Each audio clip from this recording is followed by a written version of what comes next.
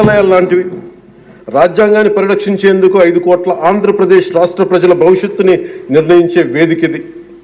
అలాంటి సభను హుందాగా నడిపించాలని కూటమి ప్రభుత్వం అధికారులకు వచ్చిన రోజు నుంచి తరచుగా చెప్తూ గౌరవ ముఖ్యమంత్రి గారు పదే పదే మా అందరికీ దిశానిర్దేశం చేస్తూ ఉంటారు.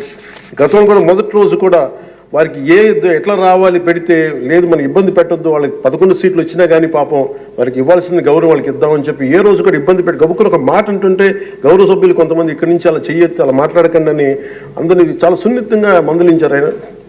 ఇట్లాంటివి ఉన్నప్పుడు వాళ్ళు ప్రవర్తించే విధానం చాలా చాలా బాధ అనిపించింది. మేమందరం 164 మంది సభ్యులు చాలా బాధ్యతగా వ్యవహరిస్తున్నాం అధ్యక్ష. భవిష్యత్తులో కూడా రాజ్యాంగ పరిరక్షణ, రాష్ట్ర ప్రజల సంక్షేమం, రాష్ట్ర సమగ్ర అభివృద్ధి ధ్యేయంగా వ్యవహరిస్తామని సందర్భంగా గవర్నర్ గారికి శాసనసభ వేదికగా తెలియజేస్తాం.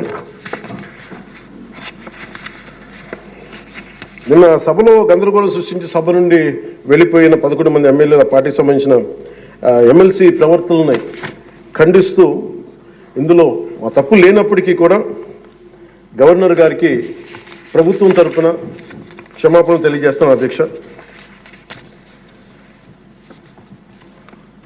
గౌరవ శాసనసభ స్పీకర్ శ్రీ అయ్యన్న పాత్రుడి గారికి, సభలో ఆసీనులై ఉన్న గౌరవ ముఖ్యమంత్రి శ్రీ నారా చంద్రబాబు నాయుడు గారికి, మంత్రివర్యులకు, శాసనసభ్యులకు, శాసన మండలి సభ్యులకు, అలాగే సభ నుంచి వెళ్ళిపోయిన వైసీపీ సభ్యులకు కూడా నా హృదయపూర్వక నమస్కారం.